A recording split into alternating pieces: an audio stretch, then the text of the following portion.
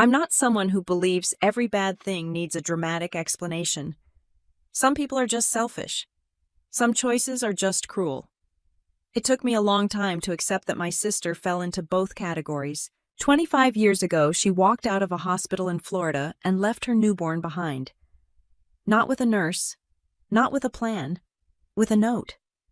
That one decision rearranged my entire life, even though I didn't understand it yet when I first read those words. Today, my life looks stable from the outside. I wear a U.S. Army uniform. I have rank structure, a career built on discipline and rules that don't bend for anyone's feelings. People assume that means I'm strong by nature. They don't see that the strength came later. Back then, I was just a woman standing in a hallway that smelled like disinfectant and stale coffee, holding flowers I'd bought at a gas station because they were cheap and close. I remember the heat first. Florida heat never gives you a break.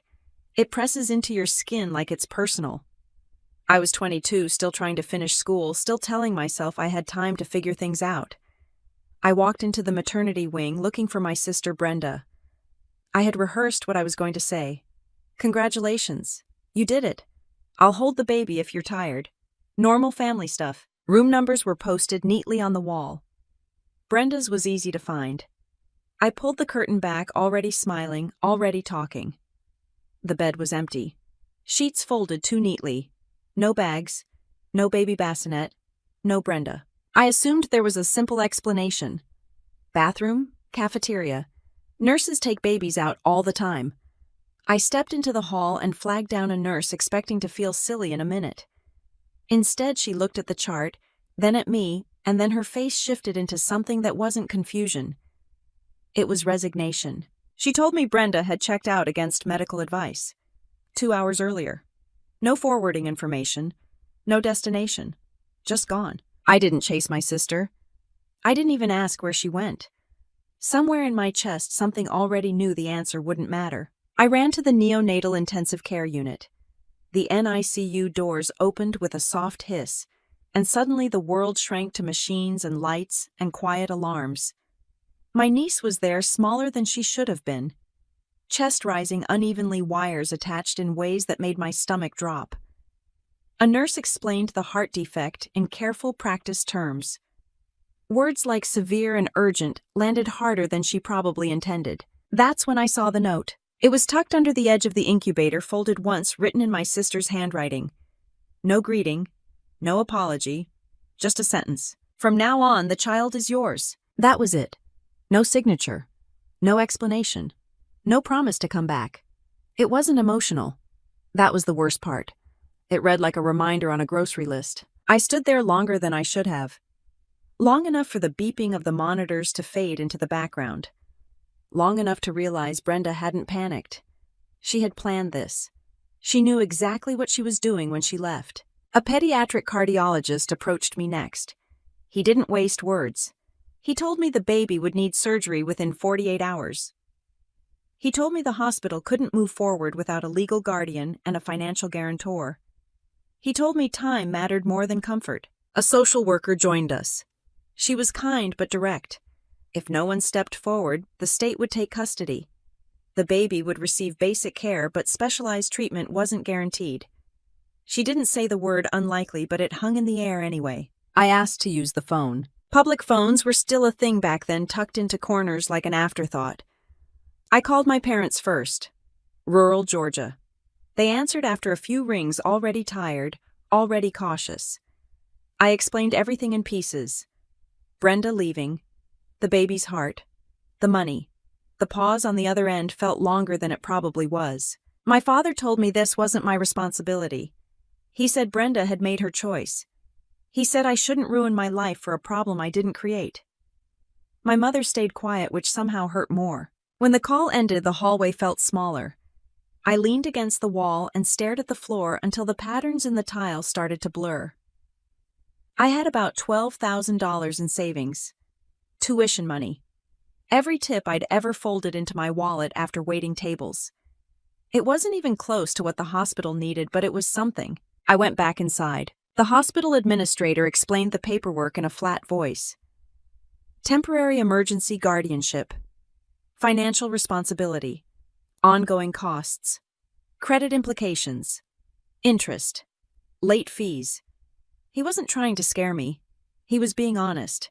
I appreciated that, even though my hands shook when I picked up the pen. I signed everything. I signed away my savings. I signed away my clean credit history. I signed away the version of my life that assumed I could walk away if things got hard. When I finished, I felt oddly calm, like a decision had finally been made for me, and all I had to do was follow it. They prepped my niece for surgery that night. I stayed nearby, sitting in a plastic chair that dug into my back, staring at a door I wasn't allowed to go through. I didn't pray. I didn't bargain. I just waited. She survived the operation, barely according to the surgeon. Enough to need more care, more medication, more follow-ups than I could afford, without help I didn't have. I named her June. It felt right, simple, solid. When I brought her home, nothing looked the same. My apartment felt smaller. The future felt tighter. Every decision suddenly had weight. I learned how to measure medication, how to read heart rate monitors, how to sleep in short bursts without fully resting. Brenda didn't call. She didn't write. She didn't ask. Life didn't pause to let me catch up. Bills arrived on schedule. Employers didn't care why I was tired. Friends stopped inviting me out after I said no enough times. Somewhere between doctor visits and late-night feedings, I stopped thinking of myself as someone who had options. I didn't know yet that this was only the beginning. I didn't know my sister would eventually come back and pretend she'd never left a child fighting for her life behind glass and steel. At that point, all I knew was that the note was real, the baby was breathing, and walking away wasn't something I was capable of doing, so I stayed. The first bill arrived before the baby's incision had fully healed. I remember holding the envelope in one hand and June in the other, her weight light but demanding in a way that didn't care about numbers or deadlines. The return address was the hospital. I didn't open it right away. I set it on the counter, warmed a bottle, checked her breathing, and told myself I'd deal with it later. Later turned into midnight, then 2 a.m, then dawn. When I finally opened it, the number felt unreal. Not shocking, just heavy. Like a fact that didn't argue with you. I folded the paper, slid it back into the envelope, and put it under a stack of unpaid utilities. That became a habit. Organizing panic into neat piles. June slept in short stretches. So did I. Every sound pulled me upright. Every cough made my chest tighten. I learned how to count seconds between breaths without looking at a clock. I learned which cries meant hunger and which meant pain. I learned that fear doesn't always feel loud. Sometimes it feels like focus. The social worker called to check in. She wasn't intrusive. She wasn't warm either. She asked about insurance. She asked about follow-up appointments. She asked if I had support. I gave honest answers because lying wouldn't help either of us. At the end of the call, she reminded me that the guardianship paperwork needed to be finalized. Temporary wasn't enough. Someone needed to be legally responsible for everything. That someone was already obvious. I drove back to the hospital with June strapped into a car seat. I'd bought secondhand from a woman who didn't ask questions. The parking garage smelled like oil and heat. Inside, the administrator laid out more forms. Permanent guardianship. Consent for future procedures. Financial liability. He explained it calmly, like explaining weather patterns. I signed again. Afterward, I called my parents one more time. Not because I expected money. I just needed to hear another adult voice that wasn't trained to stay neutral. My mother answered.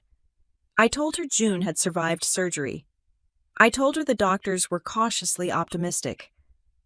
There was a pause long enough that I could hear her breathing. She said she was glad the baby was alive. Then she said this situation wasn't sustainable.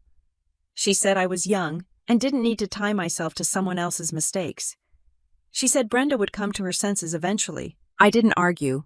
I didn't raise my voice. I just listened and realized that no one on the other end of the line was going to step in. When the call ended, I sat in the car with the engine off until the dashboard went dark. Life didn't collapse all at once. It narrowed. I dropped a class, then another. My job at the restaurant gave me fewer shifts because I kept asking for schedule changes. The manager didn't say anything unkind. He just stopped trying to accommodate me. Tips shrank. Sleep disappeared. Friends stopped calling after the third or fourth canceled plan. June needed medication twice a day. It wasn't optional. It wasn't cheap. The pharmacy tech recognized me by name before I learned hers. She'd slide the bottles across the counter with a sympathetic look I pretended not to notice. One afternoon, I stood in the grocery store debating between diapers and laundry detergent. I chose diapers and washed clothes in the sink that night. Another evening, I left June with a neighbor I barely knew, so I could pick up an extra shift. I counted the minutes until I got back, my hands shaking the whole drive. The pediatric cardiologist laid out the next year in careful terms. More tests. Possible complications. No guarantees. He didn't sugarcoat anything. I respected him for that. What he didn't say out loud was that kids like June did better with consistent care. Stable homes. Parents who could afford to be present. I was present. I just wasn't stable. The thought I didn't want kept showing up in quiet moments. Usually when June was asleep and the apartment felt too silent. The thought was simple and ugly. I could walk away. I could call the state. I could say I'd tried. People would understand. They always understood when things got too hard. I hated myself for thinking it. But thinking doesn't mean doing. I learned that line early. One night, June spiked a fever. Not high enough for the ER according to the after-hours nurse, but high enough to keep me awake. I sat on the floor with her pressed against my chest, rocking back and forth, counting breaths again. At some point, she grabbed my shirt with surprising strength and held on. That was it. That was the moment when the idea of leaving stopped feeling like an option and started feeling like a lie. I made a list the next morning. Not a dream list, a survival list. Rent, medication, food, transportation, childcare. I crossed out anything that depended on luck. I circled anything that required consistency. The list wasn't hopeful, but it was honest. I started asking questions differently. Not, can I make this work, but what system exists for people who can't? That's how I learned about programs. Subsidies, clinics, sliding scales. I spent hours filling out forms that asked me to prove how little I had. It was humbling. It was necessary. Brenda stayed silent. No calls, no messages, no postcards from wherever she'd landed. The absence was almost impressive in its consistency. I stopped checking for her name on my phone. Months passed that way. Not fast, not slow, just heavy. June gained weight. Her color improved. The scar down her chest faded from angry red to soft pink. Every small improvement felt earned. Every setback felt personal. I learned how to function on 4 hours of sleep. I learned how to read medical charts. I learned how to keep my voice steady when doctors used phrases like long-term outlook. I learned how to say no without apologizing. What I didn't learn was how to fix the math. The numbers never quite lined up. Every solution created another problem. Every step forward cost something I didn't have. One afternoon, while waiting for a follow-up appointment, I watched a woman in uniform walk past with her child. She moved with purpose. Her ID badge swung against her chest. She looked tired, but not frantic. The kid walked beside her, healthy, loud, annoyed about something small. I didn't stare. I just noticed. That night after June fell asleep, I opened my laptop and started researching benefits. Not scholarships, not charity, structure, insurance, housing, a paycheck that showed up on time. I read about enlistment requirements, age limits, commitments. It wasn't a fantasy. It was a contract. I closed the laptop and sat in the dark for a while, listening to June breathe from the next room. The choice wasn't dramatic. It didn't feel brave. It felt practical. In the morning, I gathered the bills from under the counter and stacked them neatly. I put the hospital envelope on top. Then I picked up my phone and dialed a number I'd saved the night before, holding it to my ear until someone answered and asked how they could help.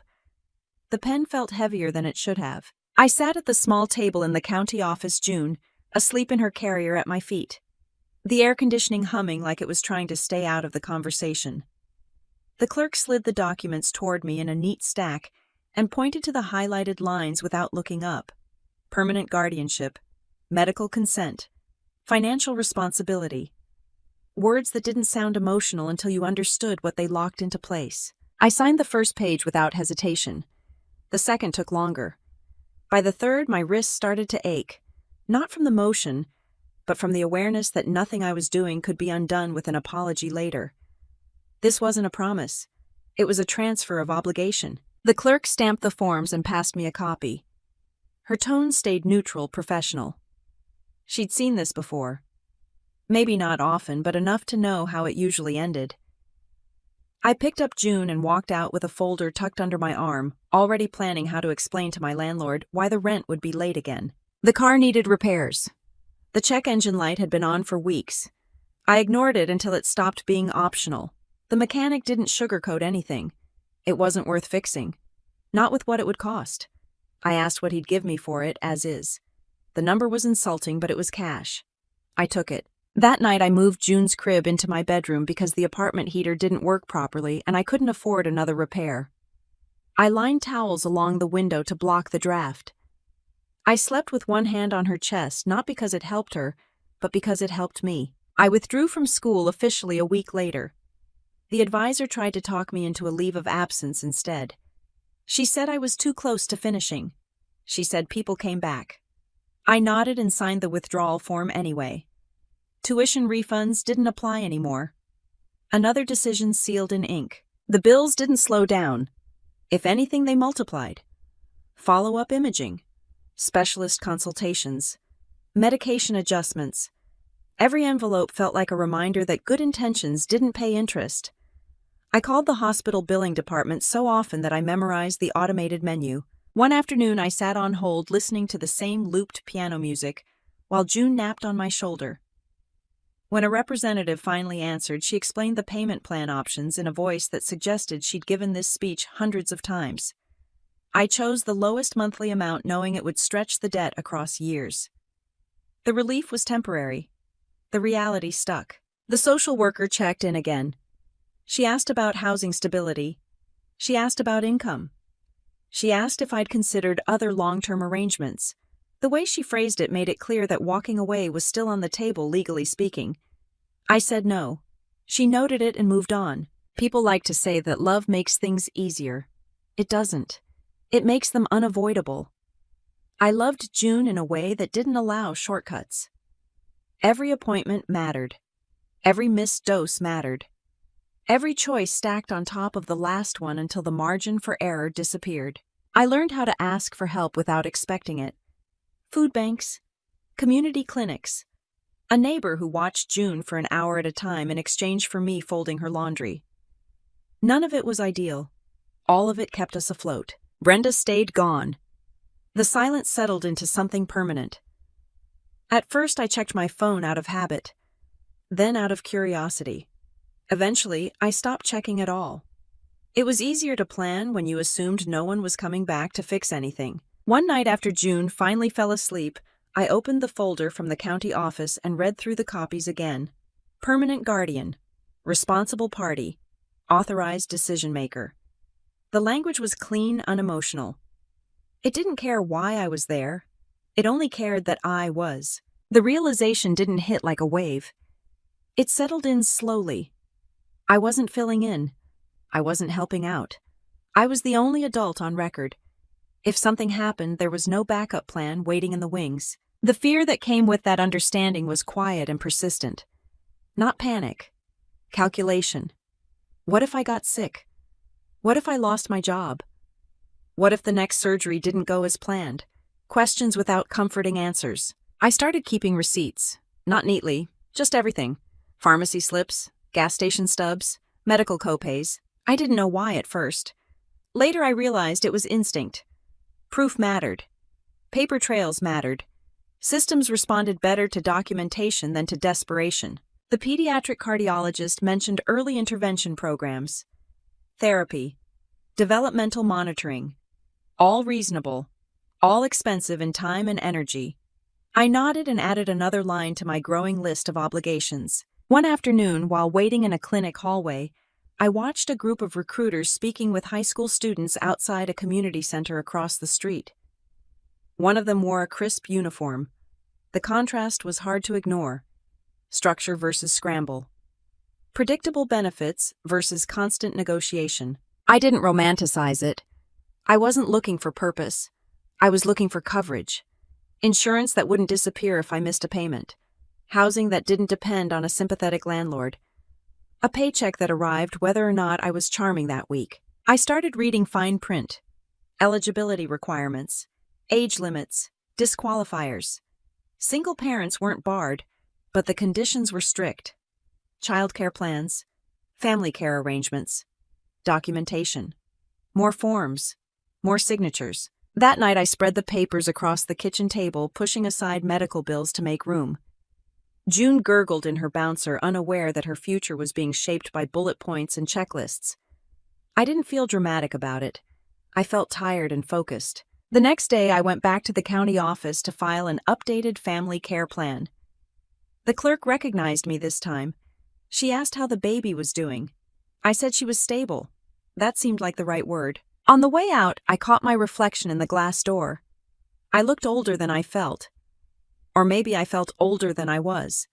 Either way, the version of myself who thought life could be negotiated one semester at a time didn't exist anymore. At home, I packed away the last of my textbooks into a box and slid it under the bed. I didn't throw them out. I wasn't angry at them. They just didn't belong in my day-to-day reality anymore. June woke up crying just as I finished taping the box shut. I picked her up, feeling the steady rhythm of her heart against my palm. It was stronger now. Still fragile. Still expensive. Still worth every piece of paper I'd signed. When I set her back down, I reached for the folder again and added one more document to the pile, aligning the corners carefully before placing it on top. The alarm went off at 4:30 a.m., and I slapped it quiet before it could wake June. I moved through the apartment by muscle memory, pulling on a uniform for the hotel job. Tying my hair back, checking the baby monitor without really looking at it. June's breathing was steady. That was enough to get me out the door. I locked it behind me and drove across town with the windows down because the air conditioning had died weeks ago and fixing it wasn't on the list. Work was 8 hours of cleaning rooms that didn't belong to me. Sheets, towels, bathrooms that smelled like other people's vacations. I moved fast because speed meant fewer questions and more shifts. By noon, my wrists ached and my lower back felt like it was arguing with me. I drank water, skipped lunch, and kept going. After my shift, I didn't go home. I drove to the clinic for June's follow-up appointment, still wearing the same shoes, still smelling faintly of bleach. The waiting room was full of parents who looked rested enough to be irritated. I didn't resent them. I just didn't belong there. The nurse called our name and handed me another clipboard. Weight, feeding schedule, medications, any changes? I answered quickly. I'd learned that hesitation made people nervous. Confidence made them efficient. The cardiologist was pleased with June's progress. Not celebratory, cautiously optimistic. I nodded and asked practical questions. Dosage adjustments, warning signs, emergency protocols. He respected that. Doctors tend to.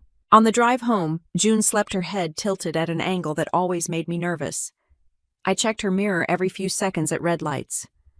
When we got back, I carried her inside, laid her down, and stared at the stack of mail on the counter like it might bite. I opened the utility bill first, past due, then the credit card statement, then the pharmacy receipt.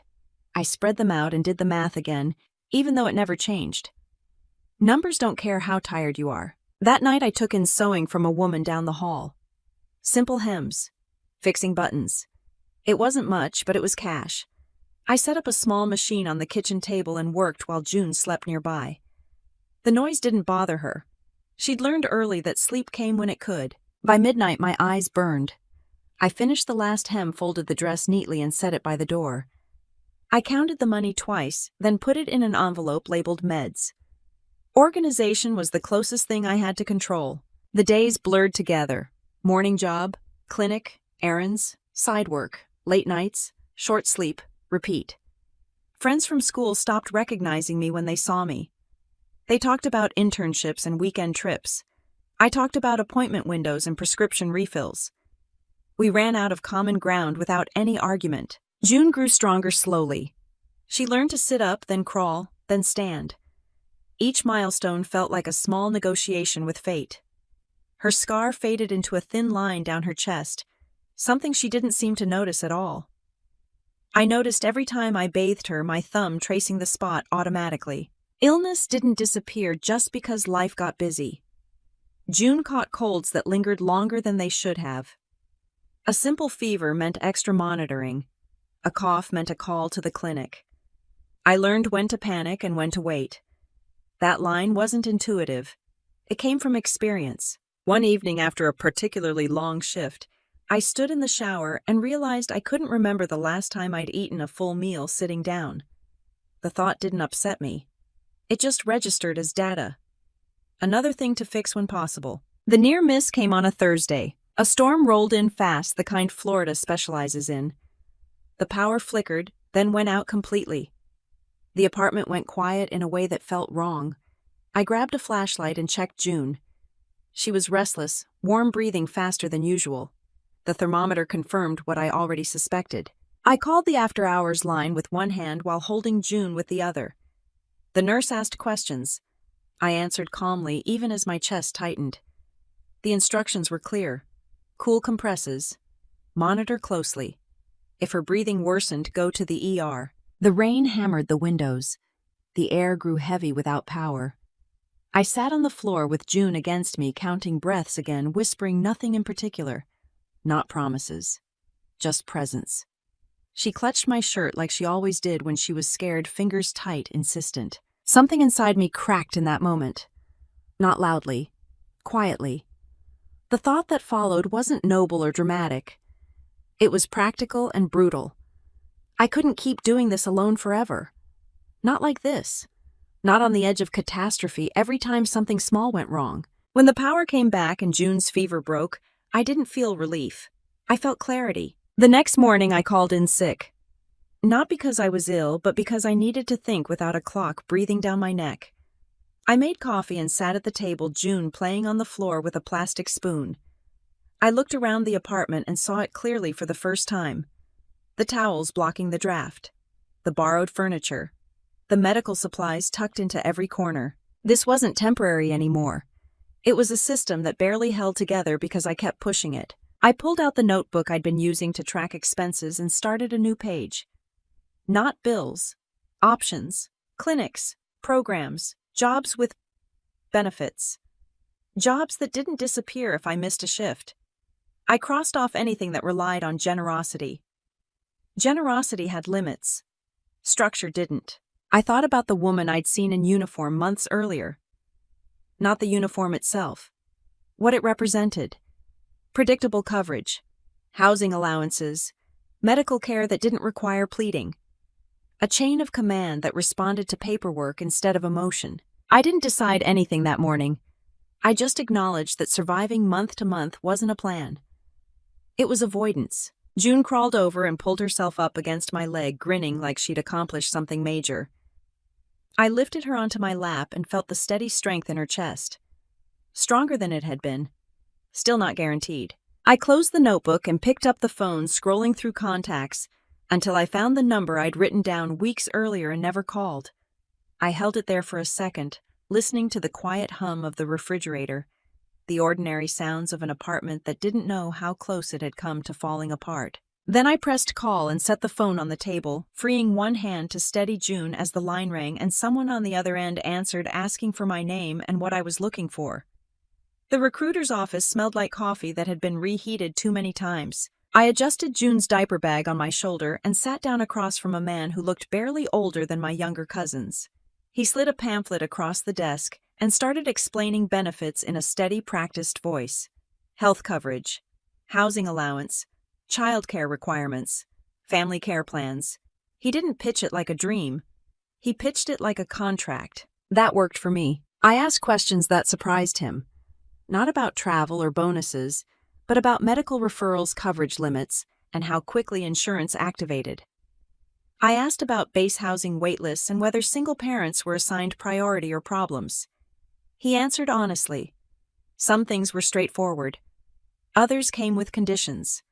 Nothing was hidden. I left with a checklist instead of a promise. The paperwork took weeks. Birth certificates, guardianship documents, medical records thicker than most novels. Proof that I had a plan for June if I deployed. Proof that someone would step in if something happened to me. The irony wasn't lost on me. The system demanded a safety net I'd never had myself. I found one anyway. A licensed caregiver recommended by the clinic. Not cheap, not warm, reliable. That was enough. Basic training didn't care why I was there. The drill sergeant didn't lower his voice when he saw my family care plan. He didn't ask about June's heart. He told me where to stand and when to move. I appreciated that more than sympathy. The days blurred into early mornings and sore muscles. Orders were simple. Execute or repeat until you got it right. I learned quickly. Not because I was athletic or motivated, but because failure had consequences I couldn't afford. I pushed through runs on legs that still ached from scrubbing floors. I memorized procedures the way I used to memorize medication schedules. Precision felt familiar. At night when the lights went out, I lay awake thinking about June in someone else's care. Not worried about her safety. Worried about my absence. That was new. Fear with a different shape. The first letter from the clinic arrived during training. June had tolerated the medication adjustment well. No complications. I read it twice, then folded it neatly and put it in my pocket like a talisman. No one asked why I looked calmer afterward. They didn't need to. Graduation came without ceremony. I stood in formation uniform, crisp name stitched where my restaurant apron used to hang. I didn't feel proud. I felt aligned. Like I'd finally stepped into a system that made sense. My first duty station was unremarkable. Beige buildings, clean sidewalks, rules posted everywhere. Base housing wasn't immediate, but it was coming. I moved June into a small off-base apartment temporarily, then into housing a few months later. The place was modest, functional, the utilities worked, the heater didn't cut out in storms. Trick hair. Coverage started fast. Faster than anything I'd dealt with before. I scheduled appointments without calculating whether the bill would break me. The pediatric cardiologist on base reviewed June's file and nodded. He spoke the same language as the civilian doctors, just without the financial dance. The routine settled in. Morning started early. Uniform on. Boots laced. Drop June at childcare with a staff trained to handle kids with medical needs. Report to work. Do the job. No tips. No guessing whether I'd be scheduled next week. A paycheck arrived on time every time. Not everyone approved. A few colleagues looked at me sideways when they realized I had a kid and no spouse. Someone asked half-joking if I thought this through. I told them I had. That ended the conversation. The Army didn't make my life easy. It made it predictable. That was the difference. There were inspections, evaluations, promotions that came with expectations instead of praise. I learned how to document everything. Medical appointments, childcare coverage, family care updates. The habit I'd developed keeping receipts translated well. Paper trails mattered here too. June adapted faster than I did. She liked the routine. She liked knowing which adults showed up on schedule. She learned base etiquette before preschool manners. She waved at uniforms like they were part of the furniture. Her scar faded further, her stamina improving in ways the doctors had hoped for, but never promised. The guilt didn't disappear. It shifted. I missed milestones because of duty days. I missed school events because of training exercises. I learned to say no to overtime without apologizing. Balance wasn't encouraged, but it wasn't punished either as long as my work stayed solid. The first deployment notice didn't come as a surprise. It came as a fact. Timeline, location, duration. I updated the family care plan without drama. The caregiver agreed to extended coverage. The paperwork cleared. The system moved. Leaving June that first time felt different than leaving her with a neighbor for a shift. This was longer. Official. Sanctioned. I hugged her longer than necessary and didn't promise anything unrealistic. I told her when I'd be back and who would be with her. She nodded like it made sense. It did. While deployed, I worked logistics, supply chains, timelines, no heroics. Just making sure what needed to be where it needed to be actually arrived. The job fit me. Quiet responsibility. Measurable outcomes. No room for excuses. I called home when I could. Short conversations, updates. June learned to tell me about her day without asking when I was coming back. That hurt more than crying would have. Promotions came slowly. Earned, not gifted. I built a reputation for being reliable. Not charming, not flashy. the kind of person commanders didn't have to check on twice. When I returned, June met me at the gate holding a paper flag she'd made at daycare. She looked taller, healthier, normal in a way that still surprised me. Life didn't become easy. It became manageable. The difference mattered. Brenda didn't resurface. No letters, no demands, no sudden regret. Her absence turned into background noise. Something that existed but didn't influence decisions anymore. I focused on what I could control. Training, work, June's care.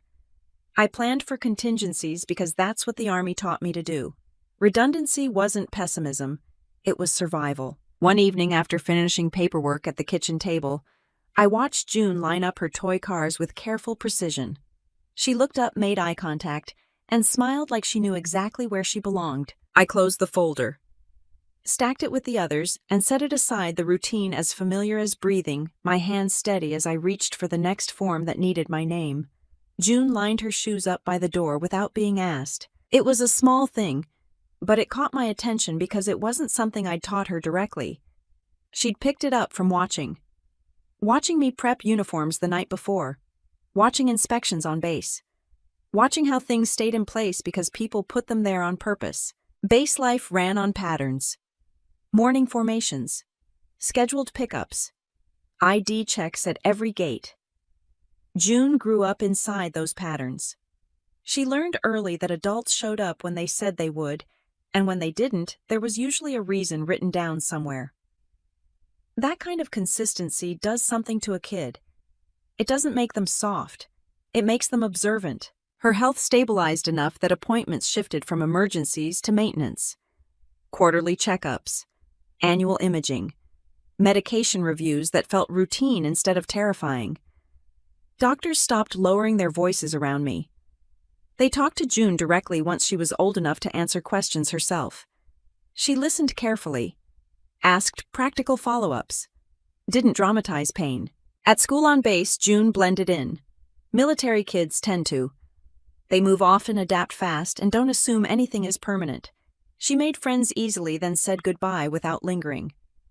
I worried about that at first. Then I realized she wasn't detached. She was efficient. She learned to read forms before she learned cursive. Medical intake sheets, permission slips, emergency contacts. She knew which boxes mattered. When she was 10, she corrected a nurse who wrote down the wrong dosage. Not rudely, just clearly. The nurse thanked her and fixed it. The scar on her chest faded into something she stopped noticing unless someone else did. When another kid asked about it, June said it was from surgery and went back to her lunch. No story, no performance. That came from living around people who didn't flinch at damage as long as it was documented and treated. I tried not to overcorrect. I didn't push her toward toughness. I didn't soften everything either. Military life handled that balance for me. Structure without sentimentality. Care without indulgence. There were moments, though. Moments when I caught the weight of it on her. One afternoon, I came home to find her sitting at the kitchen table with a stack of papers spread out. Not homework. Old documents she'd pulled from a drawer she knew she wasn't supposed to open. Guardianship copies. Medical summaries. Insurance explanations. She looked up when I walked in. Not guilty. Curious. She asked why her last name matched mine when I wasn't her biological mother. The question wasn't emotional. It was logistical. I sat down and told her the truth without drama. Her birth mother left. I stayed. The paperwork followed the reality. June listened. She didn't cry. She didn't ask about Brenda. She asked what it meant legally. Could someone undo it? I told her no. It was permanent. That answer seemed to satisfy her. After that, she paid more attention. Not in a fearful way, in a focused way. She watched how people handled authority, how complaints worked, how problems moved through systems instead of disappearing into the air. She asked why some people got results faster than others. I told her it usually came down to preparation and records. High school brought new questions. Not about identity, but about direction. She wasn't interested in art or sports. She gravitated toward debate, mock trials, anything that involved rules and consequences. When a teacher suggested law, June nodded like it had already occurred to her. College applications were straightforward. Scholarships. Grants. No illusions. She chose a school with a strong pre-law track and a clinic program. She took a part-time job instead of asking me for money. When I offered help, she asked for copies of old medical bills instead. She said she wanted to understand how debt worked in real numbers. Law school wasn't easy. She struggled in ways she didn't advertise. Failed a quiz once and spent the weekend reworking her study system instead of complaining. She called me late at night, sometimes not to vent, but to sanity check a decision. Which class to drop? Which internship to pursue? She thought in terms of leverage without using the word. When she interned at a civil litigation firm, she came home sharper, more contained. She'd seen how people used emotion as camouflage. She didn't seem impressed. By the time she passed the bar, June wasn't flashy. She didn't talk about justice like it was abstract. She talked about outcomes. Documentation, timing, the way pressure worked when applied correctly. I didn't push her toward military law. She found that on her own. Federal compliance, regulatory work. The parts of the system most people never saw until it was too late. It made sense. She'd grown up inside it. Meanwhile, my career moved forward.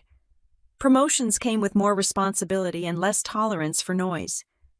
I learned how to manage teams without raising my voice. I learned how to flag problems early. I kept my personal life clean. No scandals, no open questions. Clearance mattered. Brenda remained a non-entity. I didn't talk about her. June didn't ask. Her absence became a closed file in my mind. Something resolved by time and distance. That illusion held longer than it should have. The first sign was small. A message request on an old social media account I barely used. A name I recognized immediately. I didn't open it. I didn't block it either. I just let it sit there unread like a test I hadn't agreed to take. Then came a letter forwarded from my parents. No return address. Brenda's handwriting unmistakable, even after decades. She wrote like time hadn't passed. Casual, familiar, as if leaving hadn't required effort. She said she'd been through a lot. She said she was trying to reconnect. She said she wanted to know how the child was doing. I didn't respond. A week later, she showed up in person. Not at my house, not on base. At a coffee shop near June's office downtown. She didn't approach June directly. She watched, asked questions, made herself visible to the wrong people. June noticed before I did. She called me that night and asked if Brenda had a history of unstable behavior. I asked why. She said she'd been followed after work by someone who looked too interested in her schedule. I told her to document everything. Brenda reached out to me the next day. Different tone. Softer. She said she was sick. She said she needed help. She said she'd made mistakes, but blood was blood. I didn't answer then either. The silence didn't stop her. It changed her tactics. She started asking around. Talking to neighbors near my old apartment. Dropping hints about stolen children and misunderstandings. She was careful not to accuse directly. She let other people draw conclusions. That was when the situation stopped being personal and started being operational. June didn't panic. She asked for dates, times, copies. She created a folder on her laptop labeled with Brenda's name and started building a timeline. I watched her do it without comment. Not because I wasn't worried, but because I recognized the posture. It was the same one I used when something threatened my unit. Calm, methodical, prepared. I didn't realize how far Brenda was willing to go. I only knew that she'd come back with expectations and no understanding of the terrain she'd stepped onto. The envelope felt lighter than it should have. I held it in my hand for a few seconds in the parking lot, cash folded tight inside the paper, already creased from being counted and recounted. It wasn't a large amount. It was enough to make a point and small enough to pretend it would end the conversation. I told myself that was the reason. Not fear, not guilt, efficiency. Brenda chose a public place this time. A diner just off the highway, loud enough to blur details and busy enough to discourage scenes. She looked older than I remembered, but not fragile. Her clothes were clean, her hair dyed, her eyes sharp. She slid into the booth across from me like we'd met last week instead of decades ago. She talked first. She always did. Illness, bad luck, a string of men who'd promised help and delivered nothing. She spoke in soft loops, circling the same points, never landing anywhere specific. She never said the word sorry. She didn't have to. The story was built to make apologies feel implied. I didn't interrupt. I didn't correct her timeline. I let her finish and placed the envelope on the table between the sugar dispenser and the ketchup bottle. The vinyl seat squeaked as she leaned forward. She smiled like she'd won something. Her fingers brushed the envelope, casual testing.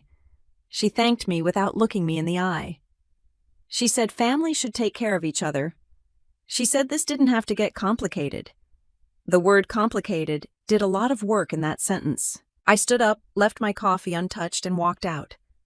The whole interaction took less than 15 minutes. That should have been the warning. 2 days later, she called again. Different tone. Still polite. This time it was rent. Temporary. Just until things stabilized. I didn't answer. I blocked the number. By evening, a new one appeared. Same voice. Same softness. Same assumption that persistence would wear me down. I didn't engage. That was the plan. Minimal contact. No fuel. Brenda adapted quickly. She stopped asking me and started talking to other people. Neighbors near my old address. A clerk at a pharmacy June used years ago. A distant cousin who liked attention more than accuracy. She didn't accuse outright. She wondered aloud. She framed everything as concern. She asked how a child could end up with a woman who wasn't her real mother. She asked whether papers signed under stress should count forever. She asked if anyone had ever looked closely at the situation. People filled in the gaps for her. June noticed first. Her voicemail filled with silence calls that hung up after one ring. An unfamiliar car idled across the street from her office twice in 1 week. A woman at a cafe asked pointed questions about her last name and laughed when June didn't answer. June didn't tell me right away. She documented instead. Screenshots, dates, times, photos of the car when she could do it safely. She emailed herself copies and backed them up. Then she called me and asked one question. Did you give her money? I didn't lie. I didn't justify it either. Silence stretched long enough to feel uncomfortable. Then June asked for the date and the amount. Her voice stayed level. That was when I realized the envelope hadn't bought peace.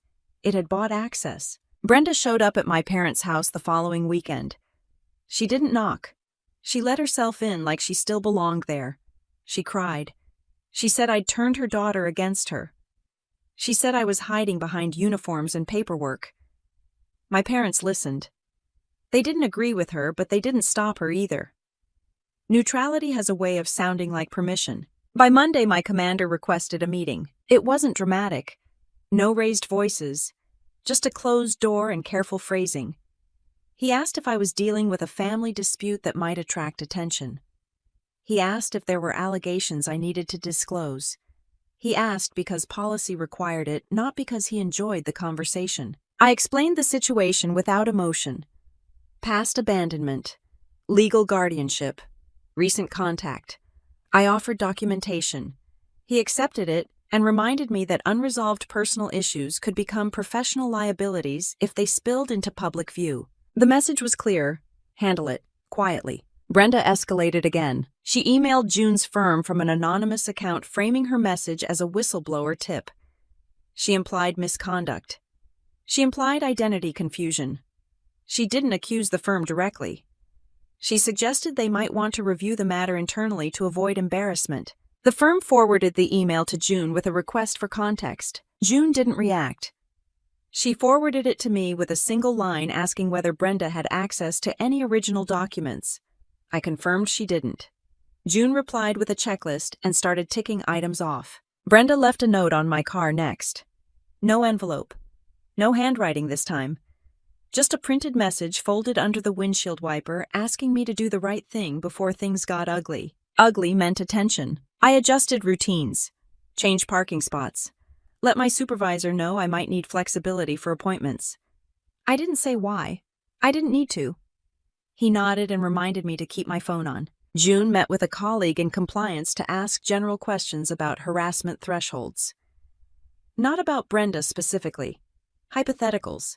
She learned where the lines were drawn and how quickly they moved when crossed. Brenda crossed them deliberately. She contacted a local reporter with a half-formed story about a baby stolen in a hospital years ago and raised under false pretenses. The reporter called my office for comment.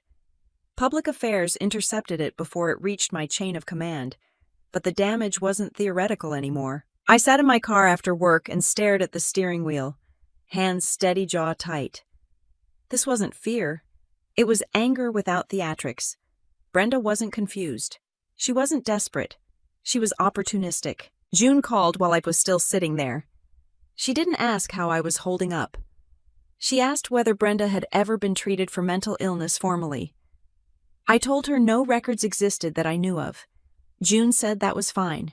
It simplified things. That evening, Brenda showed up unannounced at my off-base apartment. I didn't open the door. She didn't knock. She spoke through the wood voice, low, confident. She said we could still fix this privately. She said she didn't want to hurt anyone.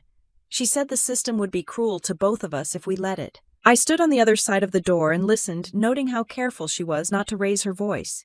She wanted witnesses without consequences. I recorded the audio on my phone and waited until she left. When the hallway went quiet, I sat on the floor and played it back once. Not to relive it, to catalog it. June texted a minute later asking if Brenda had come by. I replied with the time and sent the file. Brenda wasn't trying to reunite a family. She was trying to rewrite ownership. I went to bed that night without the usual inventory of worries. No calculations. No what-ifs. Just a clean understanding of the problem in front of me and the growing certainty that avoiding conflict hadn't prevented it. It had only given it room to organize. The security office didn't feel hostile. That almost made it worse. The walls were bare. The chairs arranged with military efficiency, the kind of room designed to keep emotions out of the conversation. I sat across from a captain I'd worked with before, someone who knew my record and trusted my work. He didn't look uncomfortable. He looked careful. He asked whether I was aware of allegations circulating outside the unit. He didn't call them accusations. He didn't use Brenda's name. He asked if there was anything I wanted to disclose before the matter escalated. I slid a folder across the table. Inside were copies of guardianship papers dated and stamped. Medical records from the hospital. Proof of Brenda's absence. A timeline June had helped me assemble without commentary. The captain skimmed it, nodding slightly, then asked a few clarifying questions. Not emotional ones. Procedural ones. Had there been contact recently? Had there been threats? Had law enforcement been involved yet? Not yet, I told him. Not formally. He leaned back and reminded me that unresolved disputes could trigger reviews, not because anyone assumed guilt, but because the military couldn't afford surprises. Clearance depended on predictability. Unstable family situations were unpredictable by nature. That was the part that landed hardest. Not fear of punishment, fear of interruption. Everything I'd built rested on staying boring in the right ways. Brenda seemed to sense the shift. She stopped hovering and started pushing. She filed a complaint with the Civilian Oversight Board claiming she'd been denied access to her biological child. She didn't allege abuse. She alleged deception. She framed it as concern for June's autonomy and my supposed influence. The board forwarded the complaint to the appropriate agencies. My phone rang more often. Requests for statements. Requests for clarification. Each one polite. Each one time-consuming. June handled most of it. She drafted responses that stuck to facts and avoided adjectives. She attached exhibits. She anticipated follow-up questions and answered them before they were asked. Watching her work was unsettling in the best way. She wasn't angry. She was precise. Brenda left me voicemails that night. Not threats. Invitations. She suggested mediation. She suggested sitting down with a neutral party. She suggested that dragging this through official channels would hurt everyone. I didn't respond. I forwarded them to June and saved copies in a secure folder. At work, whispers started. Not malicious. Curious. Someone asked if everything was okay. Someone else asked whether I needed to take leave. I thanked them and kept my answers short. Over-explaining never helped. A week later, my commander called me in again. This time, Public Affairs joined the meeting. A reporter had followed up on the tip Brenda planted earlier. They hadn't published anything yet, but they wanted comment. The unit needed to be prepared. I listened. I didn't argue. I didn't minimize it. I explained the situation again, slower this time, with emphasis on documentation and legal standing. Public Affairs asked if I had representation. I said my daughter was an attorney and had advised me to retain independent counsel if necessary. That answer changed the tone. Not dramatically, subtly. Brenda made her next move by going after June's workplace more directly. She sent a longer email to firm leadership attaching selective screenshots and vague references to hospital irregularities. She implied that June's career had been built on a lie and suggested the firm conduct an internal review to protect its reputation. The firm responded by forwarding the email to June and asking for a meeting. June went alone. She didn't dress for intimidation. She dressed for clarity. Neutral colors. Minimal explanation. She walked them through the documents in order, pointing out what was missing from Brenda's narrative and why those gaps mattered. She explained the difference between biology and legal parentage without editorializing. She ended by stating that further harassment would trigger formal action. The firm backed her fully. They asked whether she wanted them to involve their legal department. June said not yet. Brenda didn't like being ignored by people with authority. She started showing up places she wasn't invited. Outside June's office building. At a grocery store I used regularly. She never approached directly. She let herself be seen. Visibility without confrontation. A tactic meant to unsettle. It worked to a point. I adjusted routines again. Different routes. Different times. I informed base security of the situation, providing photos and descriptions. They noted it and increased patrols near my housing area. June noticed my shoulders tightening when I drove. She commented on it once, not as criticism, just observation. I loosened my grip on the steering wheel without thinking about it. The stress caught up to me physically. Headaches, tightness behind my eyes, sleep that felt shallow no matter how long it lasted. I ignored it until I couldn't. During a routine training day, the room tilted unexpectedly. Not enough to drop me, but enough to demand attention. I sat down, waited for it to pass, then finished the day. By evening, the headache had sharpened into something I couldn't push through. The base clinic checked my vitals and frowned. Blood pressure high. Stress-induced, most likely. They advised rest and follow-up testing. I scheduled it and went home. Brenda left another message that night. She said she'd heard I wasn't feeling well. She said stress could do terrible things if left untreated. She said we didn't have to keep fighting. I deleted it. The next morning I woke up with a pounding in my head and numbness in my left hand that took too long to fade. I didn't drive myself. I called a neighbor and asked for a ride. I didn't dramatize it. I just stated facts. The hospital admitted me for observation. They ran scans. They monitored me closely. A minor warning event, they said. Not a full stroke. A sign I'd been carrying too much for too long. I lay in the hospital bed, staring at the ceiling tiles, counting them out of habit, trying to slow my breathing. The room was quiet except for the monitor's steady rhythm. It should have felt safe. Brenda found out before June did. She showed up during a shift change, slipping in with the confidence of someone who'd practiced being invisible. When I opened my eyes and saw her standing near the foot of the bed holding my purse, I didn't feel shock. I felt irritation. Sharp and focused. She smiled like she was doing me a favor. She told me she was worried. She told me I looked tired. She told me this was what happened when people held on to things too tightly. She sat down without asking and started rummaging through my bag as if it belonged to her. I told her to leave. My voice came out weaker than I liked. She ignored it. She pulled out my checkbook and placed it on the tray table, pen following. She didn't raise her voice. She didn't threaten directly. She outlined consequences calmly. Press interest. Professional damage.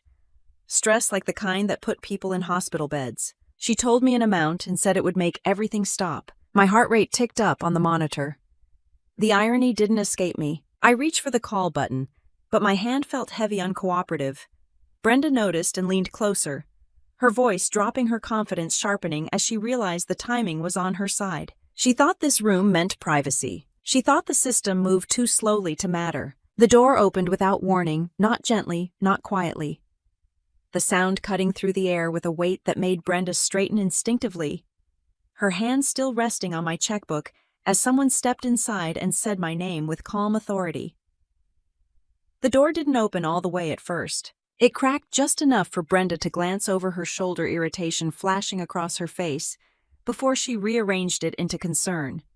She expected a nurse, maybe an aide, someone she could dismiss with a smile and a sentence about family business. Instead, the door swung wider. June stepped in first. She didn't rush.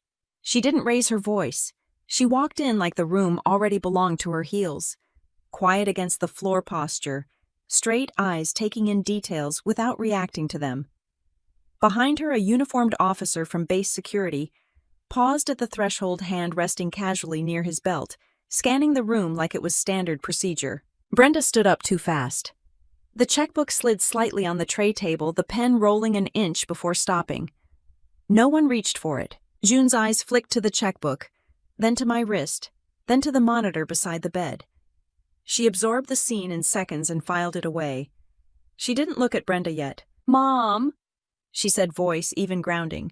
"Are you in pain right now?" I shook my head. The motion felt heavy but manageable. June nodded, satisfied, and finally turned her attention to the woman standing too close to my bed. Brenda smiled, wide arms opening like muscle memory had kicked in. She took a step forward, already rehearsing her lines. June didn't step back. She raised one hand, palm out, not aggressive, just final. "Don't," June said. The word landed harder than a threat. Brenda froze, smell stalling halfway. She tried again, softer this time, voice catching like she was on the verge of tears. She said June's name like it was something she'd practiced saying in the mirror. She said she was worried. She said she'd come as soon as she heard. June didn't correct her. She didn't acknowledge the performance at all. "Who told you she was here?" June asked. Brenda blinked. The question wasn't emotional. It was procedural. She hesitated just long enough to answer wrong. "I have ways," she said, lifting her chin. "I'm her sister. I have a right to know when she's sick." June nodded once like she'd just confirmed a detail. She stepped closer to the bed and picked up the checkbook, turning it over in her hands. She didn't open it. She didn't look at the numbers. She simply held it, then handed it to the officer without breaking eye contact with Brenda. "This doesn't belong to you," June said. Brenda's composure cracked at the edges. She laughed short and sharp, like the sound might fill the space where logic had gone missing. She accused June of being cold. She accused me of poisoning her against family. She accused the system of favoring paperwork over blood. June waited until Brenda ran out of breath. "Blood doesn't establish standing," June said. "Documentation does." Brenda's face flushed. She pointed at me, voice rising now, careful restraint slipping. She said I'd stolen a child. She said I'd taken advantage of a vulnerable woman. She said June was old enough now to hear the truth. June reached into her SIG and placed a thin folder on the tray table where the checkbook had been. She opened it with deliberate care. Inside were copies of the guardianship orders, the original hospital note, medical records, and a printed transcript of Brenda's recent voicemails. The paper was clean. The layout professional. It looked nothing like the chaos Brenda had been relying on. June didn't read from it. She didn't need to. She explained calmly that Brenda had relinquished parental rights by abandoning a medically fragile newborn without provision or intent to return. She explained that the guardianship was permanent, legally binding, and upheld repeatedly over the years. She explained that harassment, coercion, and extortion were crimes regardless of family ties. Brenda scoffed and took a step back, scanning the room like she might find an exit that didn't exist. She accused June of hiding behind legal language. She said June didn't know what it was like to be desperate. June's expression didn't change. "I know exactly what desperation looks like," she said. "It looks like someone exploiting a patient in a hospital bed." The officer shifted his weight slightly. Not threatening, just present. Brenda tried one last angle. She looked at me, eyes, glossy voice dropping into something almost convincing. She said she'd made mistakes. She said she just needed help. She said none of this had to go on record. I didn't respond. Not because I couldn't, because I didn't need to. June turned back to me and asked if I wanted Brenda to leave voluntarily or with assistance. The question wasn't rhetorical. Brenda opened her mouth to interrupt, but the officer spoke first, addressing her directly, tone polite and firm. He asked for her identification. He explained hospital policy regarding unauthorized visitors. He explained what constituted coercive behavior. Brenda's confidence evaporated. She fumbled through her purse hands, shaking now, the act finally slipping beyond her control. She tried to speak over him. He continued anyway. June stood at my side, one hand resting lightly on the bed rail. I felt steadier with her there. Not protected, supported. Brenda's voice broke as she realized the room had turned against her. She accused June of choosing a career over family. She accused me of hiding behind uniforms and authority. She said we'd regret humiliating her. June didn't engage with any of it. She asked the officer to document the interaction and file a report. She asked the charge nurse to note the unauthorized visit and the presence of financial documents. She asked for security to be alerted if Brenda attempted to return. Each request was delivered without emotion. Each one moved the situation further out of Brenda's control. When the officer took Brenda by the arm, she resisted just enough to make the point that she hadn't planned on leaving like this. She looked at me one last time, searching for something she could use. There was nothing there. As they led her out, the door closed with a sound that felt heavier than it should have. The room settled. June exhaled slowly and pulled a chair closer to the bed. The professional edge softened just slightly. She asked how I was feeling now. I told her my hand felt better. The headache had eased. She nodded and adjusted the blanket without asking. A nurse came in to check vitals, glanced at June, and smiled politely. The officer stepped outside to finish paperwork. The hallway noise faded back into the background. June sat quietly for a moment, then opened her bag again and pulled out a different folder. Thicker. Labeled. Prepared. She explained that this incident met the threshold for immediate action. Not reactive. Protective. She talked through the options without pressure.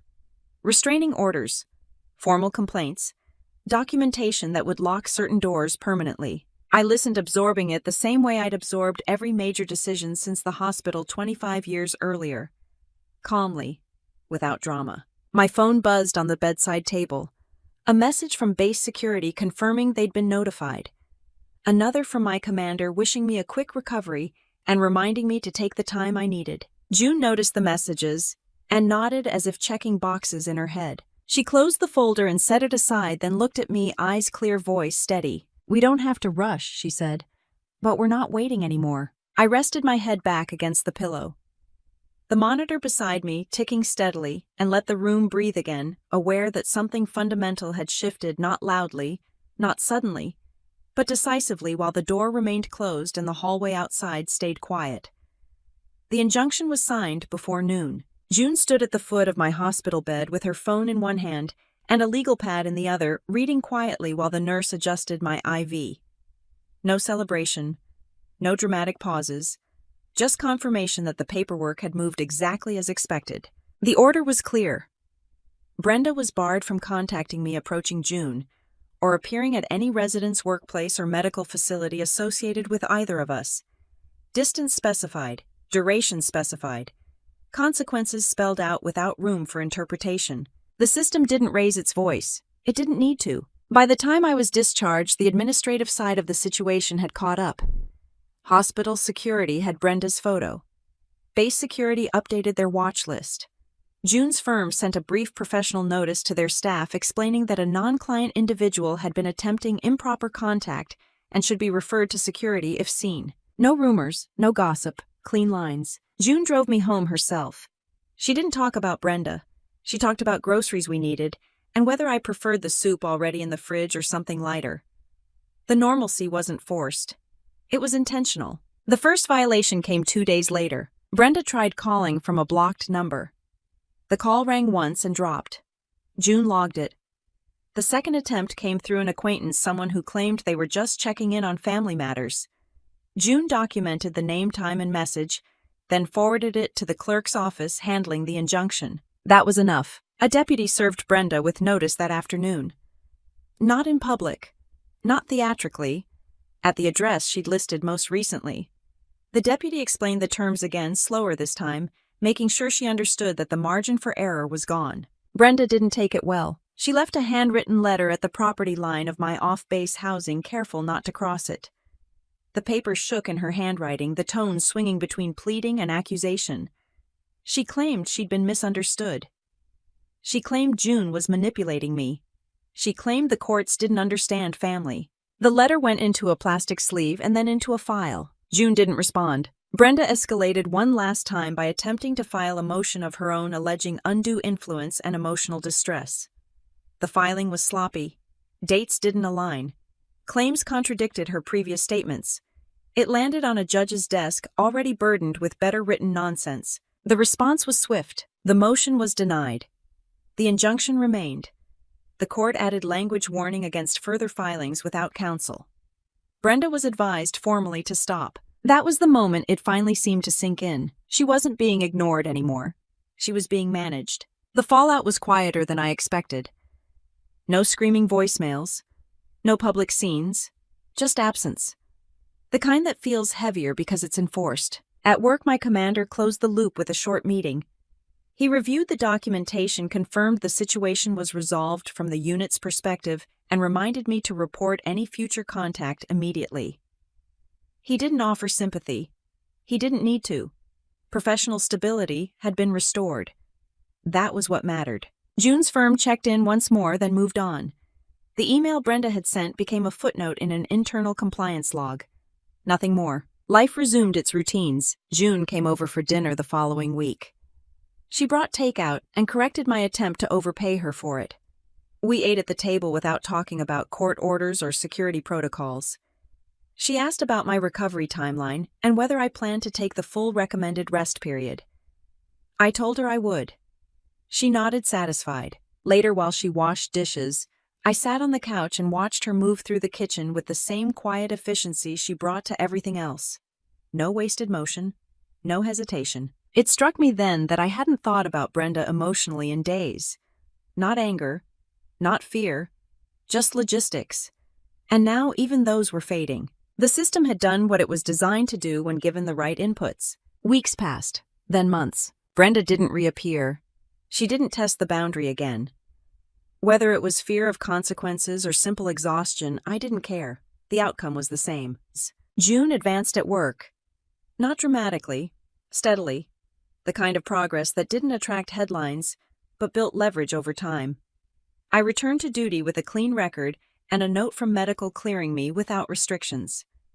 The incident became a line item resolved. One afternoon, while reorganizing a drawer, I found the original hospital note. The paper was yellowed now, the ink faded but still legible. From now on, the child is yours. I held it for a moment, then slid it back into the folder where it belonged. Not as evidence, as history. June noticed the folder later and asked if I wanted it stored elsewhere. I told her no. It didn't need hiding. It didn't have power anymore. That night, as we sat on the porch watching the sky darken, June mentioned she'd been asked to speak at a legal clinic about non-traditional guardianship cases. She asked if I was comfortable with her using a hypothetical scenario drawn from experience. I told her to use whatever helped people understand the difference between biology and responsibility. She smiled at that. Just a small one. There was no final confrontation. No last words exchanged. Brenda didn't get a speech or a revelation. She got process paperwork and consequences that didn't care how she felt about them. I slept better after that. Not because everything was perfect, but because it was settled. Family, I learned, isn't about who shares your blood. It's about who shows up when the system asks for a name and someone has to sign it. It's about who stays when walking away would be easier. It's about who builds a life that doesn't collapse under scrutiny. June didn't need to confront Brenda to win. She didn't need revenge dressed up as emotion. She let the truth stand on its own and applied pressure where it belonged. The house stayed quiet. The phone stayed silent. The routines held. And for the first time in a long time, nothing else needed my signature. I used to think family was something you were born into, something you had to tolerate no matter how much it cost you. Living through this taught me the opposite. Family is built by the people who stay when responsibility shows up with paperwork, deadlines, and consequences. Blood didn't raise June. Choice did. Discipline did. Showing up every single day did. This wasn't about winning or losing. It was about letting truth, structure, and accountability do their job. In the end, no yelling was needed. No public spectacle. Just facts, records, and the quiet strength to stop protecting someone who never protected us. That's how real family revenge stories unfold in real life, slowly, legally, and permanently. If stories like this resonate with you, stories about family drama, hard choices, and the kind of revenge that comes from living well, subscribe to the channel. New family revenge stories are coming grounded in realism, consequence, and the kind of strength that doesn't need to announce itself.